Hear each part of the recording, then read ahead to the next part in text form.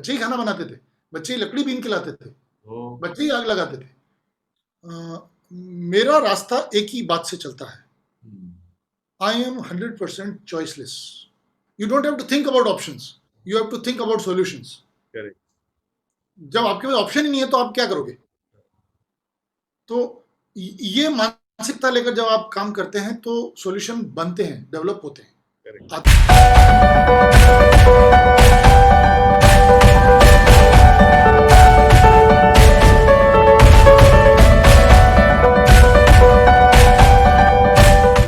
BRO जो road वगैरह बनाती है उसमें वो मजदूरी करते हैं, उनके बच्चे।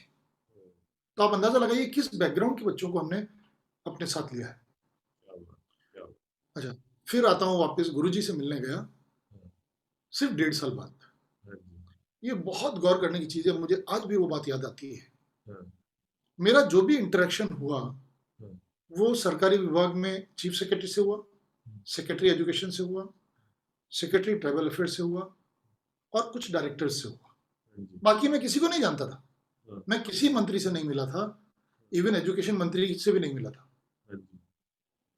तो सिर्फ ब्यूरोक्रेट्स के थ्रू ये काम हुआ and they were very understanding. उन्होंने हमें बहुत सपोर्ट किया और जो जो चीजें हम चाहते थे, जैसे एक छोटी सी बात बताता हूँ, अरुणाचल में पहले कभी भी एलपीजी गैस किसी भी स्कूल को भोजन बनाने के लिए उपलब्ध नहीं थी।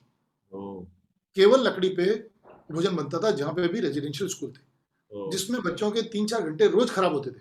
बच्चे ही खाना बनाते थे, बच्चे ही लकड़ी बीन के लाते थे, बच्चे ही आग लगाते थे।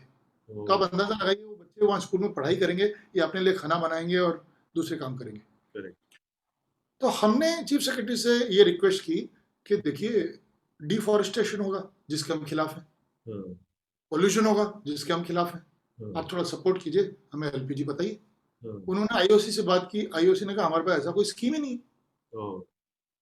तो चीफ सेक्रेटरी ने एक निर्देश जारी किया, ऑर्डर जारी किया, आदेश जारी किया। उसमें कहा गया कि गवर्नमेंट स्कूल के जितने भी रेजिडेंशियल स्कूल्स हैं उनको एलपीजी उपलब्ध कराना वहां के जिले के डीसी की जिम्मेवारी होगी। क्या बात। तो ये पूरे प्रदेश के लिए एक रेवोल्यूशनरी डिसीजन हुआ, जिसमें पहले हम लोगों ने इंटरेस्ट दिखाया तो हमें ही फायदा हुआ। तो हमें करीब 20 सिलेंडर उन्होंने सैंक्शन किए। अच्छा। अब एक सिलेंडर 60 बच्चे हैं, 10-15 का स्टाफ है, मतलब करीब 80 लोगों का खाना बनता है। एक सिलेंडर कितने दिन चलेगा? 2 दिन। 2 दिन। 2 दिन। 2 दिन तो 2 या 3 दिन के बीच में चलता था, और ठंड में वो जम जाता था और कम हो जाता था क्योंकि ठंड बहुत ज्यादा है। तो वो हमें भेजना होता था 50 किलोमीटर दूर भर्ती कराने के लिए सिलेंडर। होगा सब तवांग में ही। तवांग के पहले कुछ नहीं है, जो 50 किलोमीटर दूर है 2.5 घंटे लगते हैं छोटी गाड़ी को जाने में। तो 550 रुपए का सिलेंडर था और 300 रुपए हम उसको ट्रांसपोर्ट के देते थे। तो 850 का सिलेंडर पड़ता था हमको, और हर तीसरे दिन खत्म हो रहा है सिलेंडर। तो ये एक बड़ा बर्डन था। अच्छा, फिर ये व्यवस्था बाद में बदली। हाँ, तो फिर मैं आता हूँ वापस, गुरुजी से मिलने गए ईटानगर 1.5 साल के बाद। ये सारी परिस्थितियां हैं जिनको अंदाजा लगाइए आप कि हमारा संपर्क सरकार में केवल कुछ ब्यूरोक्रेट से था, लेकिन लुमला स्कूल के बारे में जो चर्चा सरकार में चल पड़ी थी कि किस तरह का स्कूल बन रहा है और उसमें क्या फैसिलिटीज दी जा रही हैं, मुझे नहीं मालूम ये सब बातें कैसे बाहर गई हैं। लेकिन जब मैं गुरुजी से मिलने कुटीर में गया तो कुटीर में वहां के होम मिनिस्टर बैठे थे, अरुणाचल के। अच्छा जी। और एक और मिनिस्टर बैठे हुए थे। 2 मिनिस्टरों से गुरुजी बात कर रहे थे और अंदर अपने 2-3 वॉलंटियर थे। तो जब मैं अंदर गया तो मैं साइड में खड़ा हो गया और मैं सुन रहा था गुरुजी क्या बात कर रहे हैं। वहां होम मिनिस्टर जो बैठा था उसको गुरुजी ने एक बात कही कि आपके जिले में हमें जमीन उपलब्ध कराइए, हम आपके यहाँ कॉलेज खोलेंगे। गुरुजी की इच्छा थी कि हायर एजुकेशन में कुछ काम होना चाहिए, क्योंकि कॉलेजेस है ही नहीं, सिर्फ 2 या 3 कॉलेज हैं पूरे अरुणाचल में। और जिले इतना दूर दूर हैं कि वो बच्चे 90% तो कॉलेज जाते ही नहीं, स्कूल के बाद ही खत्म हो जाता है। और हायर सेकेंडरी भी बहुत कम 15-20% बच्चे पहुंचते हैं, बाकी सब पहले ही ड्रॉप आउट हो जाते हैं। तो गुरुजी की एजुकेशन में तो रुचि सबको पता ही है। तो गुरुजी ने कहा कि आप हमें सिर्फ जमीन उपलब्ध कराइए, स्कूल चलाएंगे हम। अब होम मिनिस्टर ने जो कहा बड़ा चौंकाने वाला था, मेरे लिए भी और गुरुजी के लिए भी। अच्छा। होम मिनिस्टर ने कहा, गुरुदेव कॉलेज तो ठीक है, हाँ, लेकिन आपका जो लुमला में स्कूल चल रहा है ना, वैसा स्कूल खोल दीजिए आप मेरे जिले में। हाँ, अब गुरुजी लगे मुस्कुराने कि बात कॉलेज की हो रही थी और ये लुमला के स्कूल पे कैसे आ गई। बोले नहीं, उसका नाम बहुत सुना है हमने, आपका स्कूल बहुत बढ़िया है, वैसा स्कूल मुझे अपने जिले में चाहिए। तो गुरुजी ने मेरी तरफ देखा मुस्कुराते हुए, फिर होम मिनिस्टर को बोला कि वो स्कूल ये चला रहे हैं। अच्छा। तो मैंने प्रणाम किया उसको, हाँ, मिनिस्टर को। हाँ, ये मेरे लिए एक बहुत बड़ा सर्टिफिकेट था कि हम जो कर रहे हैं वो ठीक कर रहे हैं, परफेक्ट, हम गलत नहीं। परफेक्ट, बहुत बढ़िया, बहुत और बढ़िया। साथ के साथ मुझे कभी गुरुजी को ये बताने की जरूरत नहीं पड़ी कि मैं क्या कर रहा हूँ, क्योंकि वो रेपुटेशन की खुशबू इस तरह से गुरुजी के पास पहुंचती थी। क्या बात। कभी कोई मंत्री बता रहा है, कभी कोई कोई बता रहा है, हाँ, तो कभी मुझे बताने की आवश्यकता ही नहीं पड़ी कि हम क्या कर रहे हैं और उसका क्या फल हो रहा है। क्या बात। फल कब आया? जब पहली बोर्ड की परीक्षा हुई, 5 अच्छा। साल बाद, ओ, मतलब पिछले साल से पिछले साल, अच्छा जी। 18 में। 18-19 में। हाँ जी। अब ये भी बड़ी रोचक कथा है, मतलब कथाएं हर चीज में जुड़ी हुई हैं। हाँ जी। सीबीएसई में रजिस्ट्रेशन कराने के लिए कई बार नॉर्मली 3 से 6 साल का समय लगता है। हाँ जी। बहुत सारी उनकी विधाएं हैं, हाँ, उसमें इंस्पेक्शन होगा, ये होगा, वो होगा, दिल्ली से लोग आएंगे, वो सर्टिफाई करेंगे, उसके बाद आपको सीबीएसई का एफिलिएशन मिलेगा। ओ, तब तक आप दूसरे स्कूलों के साथ मिल करके परीक्षाएं देते हैं, मतलब आपका सेंटर दूसरे स्कूल में आता है, ओ, क्योंकि आप तो एफिलेटेड ही नहीं। करेक्ट। तो हम जो लोकल हायर सेकेंडरी स्कूल था उसमें हमने 9th क्लास में बच्चों का करा दिया रजिस्ट्रेशन। हाँ जी। अब आप सोचिए कि हम सरकारी स्कूल चला रहे हैं, हमारे बच्चे हमारे नाम से परीक्षा नहीं दे रहे, ओ, दूसरे स्कूल से दे रहे। तो हमने इसको अपनी आन बान शान का विषय बनाया और हाँ, सीबीएसई से हाँ, तालमेल चालू किया जब बच्चे 9th में पहुंच गए। हाँ, उसका रिजल्ट ये हुआ कि 9th में होते होते ही हमें रिजल्ट एफिलिएशन केवल 4 महीने में मिल गया। 4 महीने में, ओ, इट्स अ वंडर। अमेजिंग। इसको आप कृपा मान लो या भक्ति का एक लक्षण मान लो कि आपने जो संकल्प किया वो हुआ। और उसके बाद में उस साल हमें हायर सेकेंडरी में ही लोगों को रजिस्टर रखना पड़ा, क्योंकि हमारे पास जो चिट्ठी उन्होंने भेजी वो चिट्ठी 3 महीने बाद पहुंची। अब अच्छा। ये बड़ा रोचक तथ्य है, हमारे पास आप स्पीड पोस्ट भी भेजेंगे तो कम से कम 2 महीने बाद पहुंचती है, हाँ। इतना वो एरिया। अरे बाप रे बाप। मतलब तेजपुर तक पहुंच जाएगी 3 दिन में, फिर वहां से हर 15 दिन में जाता है डाकिया, अच्छा। वो तवांग लेके जाएगा, फिर तवांग से हर 15 दिन बाद जाता है लुमला। अच्छा। तो तेजपुर से ही 1 महीना लग जाएगा। अच्छा। क्या बात तो है। जब तक डेट निकल गई तब हमारे पास चिट्ठी पहुंची कि आपका रजिस्ट्रेशन हो गया है। अच्छा। तो हम कुछ कर ही नहीं पाए, हाँ, अपने नाम से रजिस्टर नहीं कर पाए। हाँ, फिर दूसरे साल में जब बच्चे 10th में आ गए तो हमने उन सब का रजिस्ट्रेशन वहां से भंग करा के अपने स्कूल से उनका रजिस्ट्रेशन कराया, और हमारा पहला बैच, फर्स्ट बैच हमारे यहाँ से रजिस्टर होके हमारे नाम से सीबीएसई सर्टिफिकेट्स लेके निकला। क्या बात। Super. These are all amazing things. वो कैसे होती थी डिस्क्राइब करना मुश्किल है, लेकिन पीछे पड़ जाते थे हम। हम्म, हमारे प्रिंसिपल 3 बार दिल्ली जाके सीबीएसई में मिलके आए, मैं खुद गया दिल्ली में 2 बार, हम्म, लेकिन हो गया। वाह, वेरी नाइस। तो ये जो चीजें थी ये बहुत बड़ा इम्पैक्ट डालती थी गवर्नमेंट पे भी, गवर्नमेंट के लोगों पे भी, कि ये लोग काम कैसे करते हैं, काम करा कैसे लेते हैं, और इनका सब काम हो कैसे जाता है। हम्म। तो ये एक विषय है। तो अनिल भाई, ये खाने की बात पे आए थे थोड़ा सा, आपके बच्चे बहुत अच्छा खाना खा रहे हैं वहां हाँ, पे। तो ये क्योंकि हमने ऑटो लाइन में तो यही सीखा है कि भोजन से ही मन बनता है, हाँ, और जिससे मन बन रहा है वही आपकी सारी उपस्थिति दर्ज करता है कि आप करेक्ट। सोचते कैसे हैं, आप करते क्या हैं। हाँ, तो बच्चे थोड़े वायलेंट होते थे, उग्र होते थे, हाँ जी। मांसाहारी थे, उनका हाइजीन लेवल बहुत पुअर था, एक्सट्रीम पुअर था। मतलब 2-2 महीने नहीं नहाना, हाँ, आप बच्चा आपके पास से निकल जाए तो आप नाक बंद करना पड़ेगा, इस तरह की परिस्थिति होती थी शुरुआत में। उनमें हाइजीन की आदत डालने के साथ साथ हमने 100% वेजिटेरियन फूड अप्लाई किया। ओ, अब क्या होता है कि उनको ये गांव-गांव में ऐसा प्रचलन है, ऐसी विचारधारा है कि अगर मांस नहीं खाया है तो तब आदमी कर जाओगे। शक्तिशाली नहीं होगा। कमजोर रह जाएगा। हाँ, कमजोर रह जाएगा, मालूम है, ऐसा ही बोलते कमजोर रह जाएगा, ताकत ही नहीं आएगी। बड़ा कैसे होगा बच्चा? मैं तो बड़ा विरोध होता था, हाँ, अच्छा, अक्सर मैं ऐसे पेरेंट्स विरोध करते थे। अनिल भाई ऐसे क्षेत्रों में जाके जब मैंने कोर्सेज लिए ना, तो मेरे को भी लोग ऐसा ही बोलेंगे, चाहे बर्मा है, नॉर्थ ईस्ट है या नेपाल भी है, कि हम कमजोर पड़ जाएंगे। भला मेरे को देखो, मेरे को कमजोर नजर आ रहा हूँ, वेजिटेरियन खा के जी रहा हूँ, तो एनी हाउ सही बात है। हाँ, तो हमने कहा नहीं, हम तो ये ही खिलाएंगे, हमारे यहाँ आप इंटरफेयर मत करिए। और हमने शुरू से स्टैंड ये रखा कि ना तो राजनीतिज्ञों का, ना ब्यूरोक्रेट्स का, ना पेरेंट्स का कोई दखल स्कूल के एडमिनिस्ट्रेशन और मैनेजमेंट में होगा, ना हम सुनेंगे। उसके लिए हमें धमकियां दी गई, कोर्ट में ले जाने की धमकी दी गई, मारा कूट करने की धमकी दी गई, अपमानित किया गया, गालियां दी गई, लेकिन हमने वो सब चीजें दरकिनार करके अपने काम में लगे रहे। उसका रिजल्ट ये हुआ कि चौथे साल से, मतलब 14-15 में स्कूल चालू हुआ और 17-18 में पहली बार नेशनल गेम्स हुए EMRS के, जिसमें 250 स्कूलों को उन्होंने इनवाइट किया पूरे इंडिया से। और हमारे बच्चों ने बॉक्सिंग के सारे गोल्ड मेडल हथियार,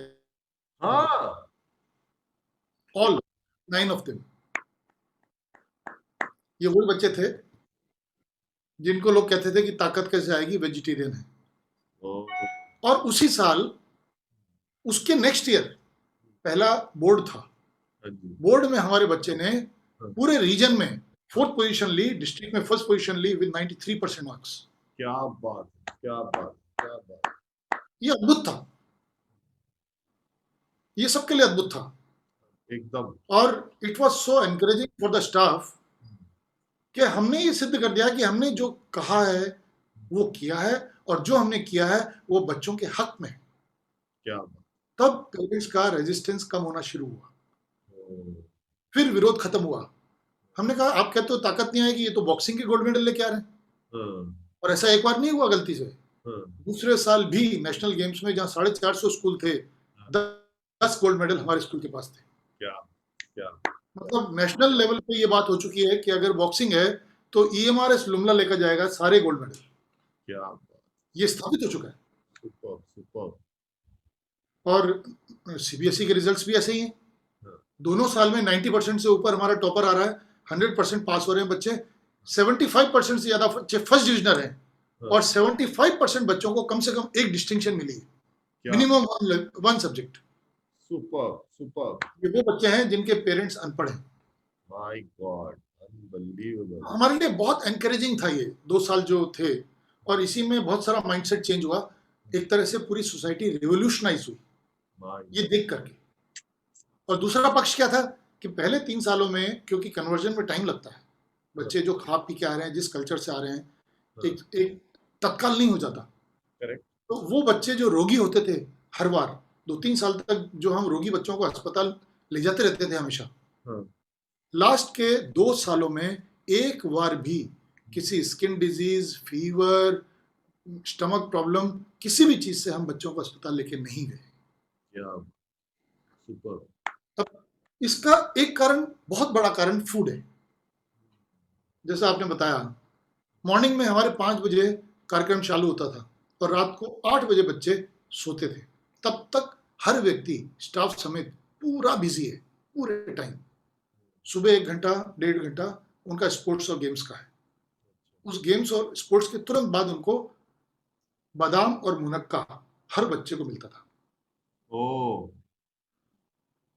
एक पर्टिकुलर डाइट थी उनकी कि 10 बादाम 10 मुनक्का हर बच्चे को दिया जाएगा। That is a complete food. Absolutely. That was the breakfast. उसके बाद वो नहाने धोने जाएंगे, तैयार होंगे, और फर्स्ट पीरियड होगा। फर्स्ट पीरियड हमारा शुरुआत से साधना का सेशन है। अच्छा। ये मात्र ऐसा स्कूल है पूरे हिंदुस्तान में जिसमें 100% बच्चों ने यस किया, यस टू किया, और इंट्यूशन प्रोसेस भी किया। क्या बात, क्या! ये 100% बच्चों ने। अपने आर्ट ऑफ लिविंग के जो तीनों बच्चों के प्रोग्राम्स है, yes, yes two and intuition process, all 3 are art of living programs for specially designed for children. So they have all done these programs. This is compulsory. Compulsory. And दूसरा compulsion ये है कि staff को compulsion है कि आपने art of living के programme करने हैं और एटलीस्ट 1 मेडिटेशन प्रोग्राम करना ही है। तो अच्छा 3 साल होने के बाद में हमारे सारे स्टाफ को हम लेके गए बैंगलोर आश्रम नवरात्रि पूजा के लिए। क्या वेरी वेरी वहाँ 2 लोग नहीं जा पाए, बाकी सब ने एडवांस कोर्स किया, गुरु जी के दर्शन किए, नवरात्रि पूजा की और फिर वापस आए। परिवर्तन परिवर्तन कैसे हो रहा है? इस तरीके से हो रहा है परिवर्तन। अब वो सब डेडिकेटेड हो गए, वो उनमें से हार्डली कोई डिवोटी था पहले, ओ बेसिक कोर्स ही वहाँ किया आके, हाँ जी और वो अब हार्डकोर डिवोटीज हैं। क्या बात अब बच्चों का, क्योंकि पहला पीरियड साधना का होता है, तो टीचर्स का भी होता है। टीचर्स अलग जगह अपनी साधना कर रहे हैं और बच्चे अलग जगह अपनी साधना कर रहे हैं। क्या 50 मिनट तक ये साधना रोज होती है। वाह this has changed everything. Absolute और इसके साथ में सात्विक फूड। हाँ। तो शुरुआत हुई आपके ड्राई फ्रूट से, फिर वो बच्चे गए, तैयार होके आए, साधना की, एक पीरियड क्लास लगी, उसके बाद गए ब्रेकफास्ट के लिए, तो प्योर वेजिटेरियन फूड वो ब्रेकफास्ट में ले रहे हैं। हाँ जी उसके बाद क्लास चली 1:30 बजे तक, फिर वो गए, फिर उनके लिए दाल सब्जी जो भी अवेलेबल हो सीजनल, फ्रूट जो भी अवेलेबल हो सीजनल, वो उनके लिए लंच में। फिर रात को भी, क्योंकि यहाँ प्रिडोमिनेंटली चावल खाते हैं लोग, हाँ। तो चावल दाल सब्जी हाँ। ये कंपलसरी है। करेक्ट तो ये चला। इसके साथ साथ में फिर जो कुछ भी हमें अवेलेबल होता था, हम नीचे से मंगा के भी उनको फ्रूट्स उपलब्ध कराते थे। हालांकि वहाँ फ्रूट्स की कीमत डबल हो जाती है, ट्रांसपोर्ट बहुत ज्यादा है। मैंने देखा आप हर बार अपने जो स्कॉर्पियो है उसमें गुवाहाटी से क्या क्या सप्लाईज भर भर हाँ, वो के पूरा लेके ऐसे ट्रक की तरह भर जाता था। और अभी भी यही होगा, मैं आया हूँ तो सामान लेने ही आया हूँ। तो ये हुआ। अब ये 3 साल जिन बच्चों ने हमारे साथ गुजार लिए, उनमें स्वभाव में आ गया वेजिटेरियनिज्म। हमने ये देखा कि 3 साल के बाद बच्चा घर जाके भी नॉनवेज पसंद नहीं कर रहा, घर जाके सूर्य नमस्कार कर रहा है और अपने बच्चे भाइयों को बहनों को भी सिखाने की कोशिश कर रहा है। अब आप देखिए परिवर्तन समाज में कैसे परिवर्तन आता है। और वो घर जाकर के मजदूरी भी करता है, पेरेंट्स की हेल्प भी करता है, वो सब तो है ही। खेती में मजदूरी करेगा या जहाँ वो सड़क पे काम कर रहे हैं वहाँ पे बच्चे चले जाते हैं पेरेंट्स के साथ, क्यों नहीं? तो वो कर रहा है। लेकिन जब वो वापस आता है तो वो मिस करता है स्कूल को, जब वो नहीं है वहाँ पे, क्योंकि उसे अच्छा भोजन मिल रहा है, अच्छा वातावरण मिल रहा है, अच्छी बातें वो कर रहा है। अच्छा, हमारी सारी यूनिफॉर्म्स हमने रेमंड से बनवाई। अच्छा, ये एकमात्र स्कूल है हिंदुस्तान का जहाँ स्कूल यूनिफॉर्म्स रेमंड्स की हैं। क्या बात है, क्या बात। मैं आपको क्या बताऊं, हमारे जो बेंचमार्क्स हैं वो न्यूमरस हैं, 25-30 से ज्यादा हैं, एक दो नहीं है। तो वो रेमंड्स की क्यों है? एक तो हमें 15 से 20% रिबेट मिल गया। फिर हमने ये देखा कि बच्चे आयनिंग करेंगे तो कितना समय बर्बाद करेंगे। रेमंड्स के कपड़ों में आयनिंग की जरूरत नहीं होती। हाँ जी, हम हमारे यहाँ आयन है ही नहीं किसी के पास, ना स्टाफ के पास है ना बच्चों के पास है। क्या अच्छे मटेरियल का उनको कपड़ा बना के दिया, वो धोते हैं और पहनते हैं, उन्होंने कभी आयन नहीं किया। वाह, मतलब मेरी वाली आदत उनको पड़ गई। आपने संस्कार दे दिया उनको, संस्कार दे दिए। क्या बात। और उसका मजा यह है कि आयनिंग की जरूरत ही नहीं है, बच्चे एकदम टिप टॉप रहते हैं हमेशा, क्योंकि उसमें बल पड़ते ही नहीं। बड़ी छोटी छोटी चीजें हैं, लेकिन ये सब जीवन को परिवर्तित करने वाली चीजें हैं। लगातार हर चीज में, हर क्षेत्र में ऐसा हुआ है, सिर्फ भोजन में नहीं। तो भोजन का मैंने पूरा चार्ट जो है मेरी साइट पे लगा हुआ है, मीन्स EMRSLUMLA.edu.in। अब ये साइट भी बनाने में बड़ा लोचा हुआ। आप तो दिल्ली में बैठे हैं या कहीं पे भी बड़े शहर में हैं, आप किसी को 15-20 हजार दीजिए, तीसरे दिन साइट खड़ी हो जाएगी। हमारी साइट को 3 साल लगा है बनने में। अच्छा, 2 लोग तो पैसा ही खा गए, वो बाप, काम ही नहीं किया। एक बॉम्बे की पार्टी थी, एक बेंगलोर की पार्टी थी, क्योंकि हम बैठे हैं वहाँ रिमोट एरिया में, हमारा संपर्क नहीं हो पाता था और फिर टाइम बीतता जाता था, फिर हमारा डेवलपमेंट होता जाता था, तो हम परिवर्तन चाहते थे डेवलपमेंट के हिसाब से। तो वो 2 बार ऐसा हुआ। तीसरी बार हमने किसी को पकड़ा तो वहां पे भी मुझे खुद बैठ करके, मैं गया दिल्ली, उसके साथ बैठा, उसको समझाया, कॉन्सेप्ट क्रिएट की, और उसके बाद वो तीसरे साल में जाके हमारी साइट तैयार हुई। क्या बात, अमेजिंग। हमारे लिए हर काम एक पहाड़ पे चढ़ने जैसा है, समतल चलने जैसा नहीं। तो लेकिन अब अभ्यास हो गया। अब हमें पता है कि हमें पहाड़ पे चढ़ के ही काम होगा। when the तो जब हमने ये government सोच ही लिया कि अपना काम आसानी से होने वाला नहीं है, तो ये अपेक्षा क्यों करना? तो हम एफर्ट्स ज्यादा डालते हैं और सामूहिक रूप से डालते हैं। दूसरा एक बहुत बड़ा कारण हमारी सक्सेस का ये है कि हमने अपने हर आदमी को हर काम के लिए ट्रेन किया। मेरे यहाँ पियोन नहीं है, कुक नहीं है, टीचर नहीं है। कोई टीचर बिजली का इंचार्ज है, कोई टीचर पानी का इंचार्ज है, कोई टीचर बिल्डिंग मेंटेनेंस का इंचार्ज है। सबने एडिशनल जिम्मेदारियां ले रखी हैं क्योंकि लोग कम हैं, उन्हीं से काम होता है। सही बात। और जो पियोन है उनमें से किसी को हमने प्लम्बिंग की ट्रेनिंग दिला दी, किसी को इलेक्ट्रिकल की ट्रेनिंग दिला दी। जो कुक है वो कभी पियोन बन जाता है, वही कभी सिक्योरिटी बन जाता है। अच्छा, हर आदमी हर काम जानता है, मल्टी स्किलिंग कर दिया एकदम। मल्टीटास्किंग। इसका सबसे बड़ा फायदा ये हुआ कि हर आदमी हमारे लिए एसेट बन गया। क्या वो एक ही काम नहीं करता। तो हमारे पास केवल 16 लोग हैं टोटल मिलाकर के जो ये पूरा स्कूल चला रहे हैं, जिसमें 100 बच्चे पढ़ते हैं। वाह, smart work. Smart. Anil bhai, there's another thing what I have come to know is कि आपके स्कूल में स्वाभाविक है आर्ट ऑफ लिविंग के अंतर्गत जो स्कूल चल रहा है, चाहे गवर्नमेंट प्रोजेक्ट है, तो it is absolutely 100% pure in terms of even it's finances which you have already shared, and I also believe कि और I have also known that government ने कुछ इस बारे में इंक्वायरी भी किया था और उनको इंक्वायरी में पता लगा कि 98% पेमेंट तो ऑनलाइन हो रही है, तो कहीं कुछ संदेह का कोई विषय ही नहीं आता है। सो हाँ, ये मैं शेयर करना चाहता हूँ कि जिस क्षेत्र में पूरे 50 किलोमीटर एरिया में सिर्फ एक ही बैंक है, ओनली वन बैंक, एसबीआई, और वहाँ का सारा काम सरकारी समेत, मतलब आर्मी फोर्सेस सब, everything is manage from that bank. एक छोटी सी ब्रांच है जिसमें कुल मिला के 3 ही लोग हैं, एक मैनेजर है और 2 क्लर्क्स हैं। अच्छा, वहाँ कोई जाना नहीं चाहता, ना मैनेजर जाना चाहता है, इतना रिमोट है, कोई जा नहीं सकता वहाँ, बहुत ठंड भी बहुत ज्यादा होती है। तो हमने जब वहाँ खाता खोला तो बड़ी प्रॉब्लम होती थी कि चेक लगाओ तो 3 घंटे खड़े रहो, आज बिजली नहीं आ रही, आज लिंक नहीं है, किसी ना किसी बहाने से हमें एक काम के लिए 2-3 बार जाना पड़ता है और बड़ी परेशानी होती है, टाइम बहुत खराब होता है। तो हमने उनको रिक्वेस्ट किया कि आप हमें एक ऑनलाइन खाता खोल दीजिए, खाता है उसको ऑनलाइन कर दीजिए। तो उन्होंने हमारा रिक्वेस्ट सुन करके हमें एक सरल खाता खोल दिया। सरल नाम से एक एसबीआई का खाता आता है कॉर्पोरेट के लिए। तो फिर मैंने सारी जितनी सैलरीज थी वो ऑनलाइन शुरू की। पहले हम चेक देते थे काट के, देते तो चेक से ही थे, लेकिन वो बड़ा मुश्किल है, लोगों के खाते ही नहीं थे। फिर खाते खोल लिए तो चेक देके वो आने में टाइम लगता है। तो हमने कहा नहीं, ये ऐसे चलेगा नहीं काम। तो खाते को हमने ऑनलाइन किया, जितना स्टाफ का सैलरी है वो सारा पहले तो ऑनलाइन किया, फिर जो सप्लायर्स हैं उनका तो ऑनलाइन हो गया, और अभी भी बहुत सारी चीजें ऐसी थी जो ऑनलाइन हो ही नहीं पाती थी, क्योंकि ना चीजों का बिल मिलता है, ना वहां पे नेटवर्क चलता है। तो फिर हमने कुछ लोगों से अनुबंध किया कि भाई सब्जी हम तुम ही से लेंगे, लेकिन तुम्हें देंगे ऑनलाइन, तुम खाता खोल लो, हफ्ते 10 दिन में 15 दिन में एक बार ट्रांसफर कर देंगे, आपको मिल जाएगा। तो रोज वहां तो 1000-1500 रुपए की सब्जी आ रही है, बिकम्स अ बिग थिंग, 30-40 हजार रुपए की सब्जी आ रही है महीने की। तो लोगों को एनकरेज किया, ऐसे करके लोगों के खाते खुले। और हमने इस साल, आई कैन प्राउडली से, 99% of the transaction is online. Amazing, superb.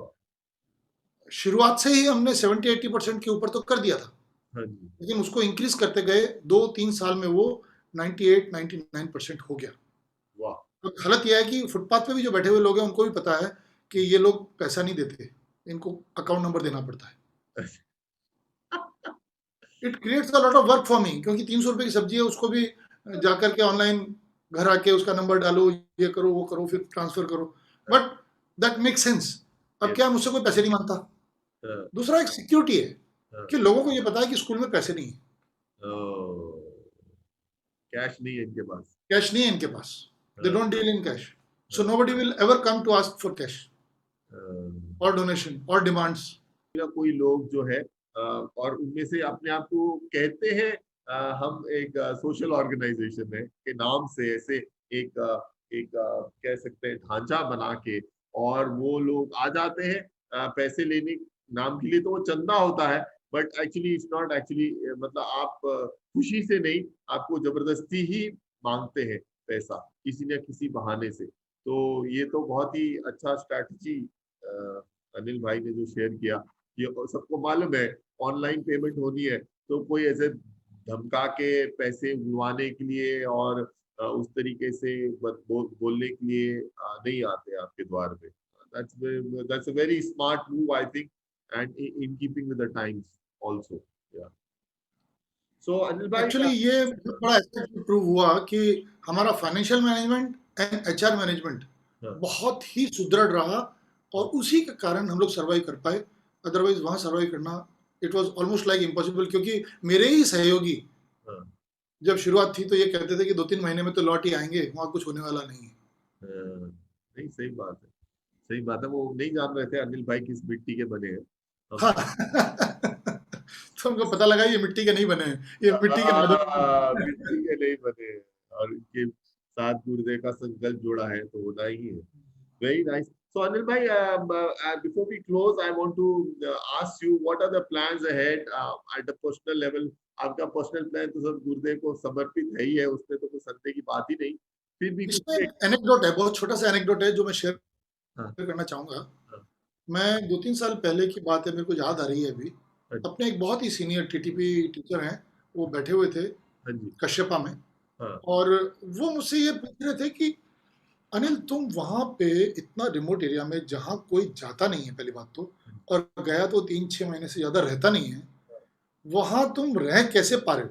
हाँ, हाँ, because he has also spent a couple of months in Northeast. He knows very well what Northeast is. हाँ, मैं समझ रहा हूँ। तो मैंने उनको एक ही जवाब दिया, मैंने कहा सी, मेरा रास्ता एक ही बात से चलता है, हम्म, आई एम 100% चॉइसलेस, yes. गुरु वाक्य, आई डोंट मेक चॉइसेस, गुरु वाक्य मूल मंत्रम। That is the end of, तो that is the only mantra for me that works. Uh, तो होता क्या है कि फिर आपने अपना 100% डालना ही है without any option. You don't have to think about options, you have to think about solutions. Correct. तो वाह, फिर दूसरा कारण ये भी है दिस इज कि अ जब आप ऑप्शन नहीं सोचते इज तो इज आपको ये भी जानना है। This is an amazing statement you have made. You are not looking for options, you're hmm, looking for solutions. या Uh, because you don't have option. You don't have. जब आपके पास ऑप्शन ही नहीं है तो आप क्या करोगे?